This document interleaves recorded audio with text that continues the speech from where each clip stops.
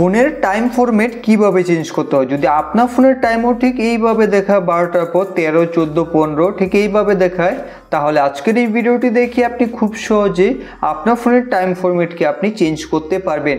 তারপর 12টার পর 1টা, 2টা, 3টা, 4টা ঠিক এইভাবে আপনার ফোনের টাইম দেখাবে। তো এর জন্য আপনাকে ফোনে একটা সেটিংস করতে হবে, তারপরে কিন্তু আপনার ফোনের টাইম ফরম্যাট চেঞ্জ হয়ে যাবে।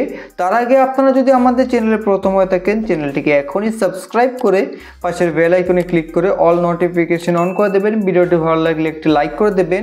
আপনাদের এক লাইক আমাদের মোটিভেট করে পরবর্তী ভিডিও বানাতে। তো এখন বন্ধুরা, ফোনের টাইম ফরম্যাট চেঞ্জ করার জন্য সবার প্রথমে আপনি ফোন থেকে সেটিংস অ্যাপ্লিকেশনটাকে ওপেন করে নেবেন।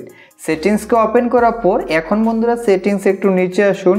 নিচে আপনারা একটা সেটিংস দেখতে পাবেন। এখানে নিচে আসার পর সিস্টেম অ্যান্ড আপডেট, এখান থেকে আপনারা সিস্টেম অ্যান্ড আপডেটে ক্লিক করবেন। ক্লিক করার পর এখন এখানে আপনি দেখতে পাবেন ডেট অ্যান্ড টাইম। এখান থেকে আপনি ডেট অ্যান্ড টাইমে ক্লিক করুন। ক্লিক করার পর এখন সবার উপরে আপনি দেখতে পাবেন টাইম ফরম্যাট।